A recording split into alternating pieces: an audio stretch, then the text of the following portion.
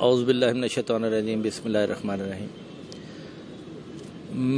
مجھے کوئی 7-8 برس ہو گئے ہیں یہ تاجروں کے تنظیم کے ساتھ کام کرتے ہوئے، اور ابھی حال ہی میں ڈیفنس فیز 1 کا مجھے صدر نامزد کیا ہے پاکستان مسلم نون ٹریڈ ونگ نے، اور یہ سند بھی جو ہے ناصر سعید صاحب جو آج ہمیں نہیں ہیں، انہوں نے اپنے ہاتھوں سے مجھے دی ہے نوٹیفیکیشن۔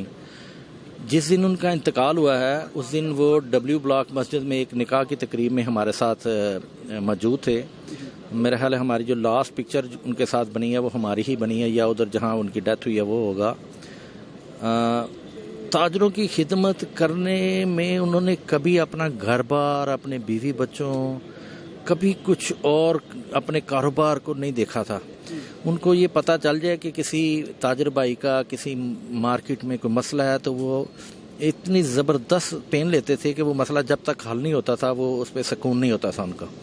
جتنا محنتی، جتنا مخلص، اور خاص طور پہ پاکستان مسلم لیگ نون کے لیے جتنا لائل میں نے ناصر سعید صاحب کو دیکھا ہے، ابھی تک تاجروں میں مجھے اس طرح کی کوئی شخصیت نظر نہیں آ رہی۔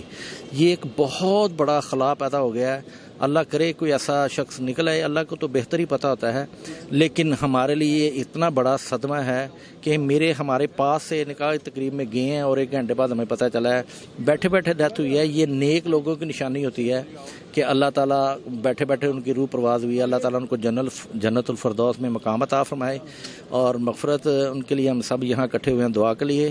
ہم یہ دلی دعا گو ہیں کہ اللہ تعالیٰ ان کے بچوں میں کوئی ایسا سبدبا پیدا کرے کہ ان کا وہ کمی جو ہے نا ان کے بڑے جو ان کے سر پہ ہاتھ رکھیں اور پوری کر سکے۔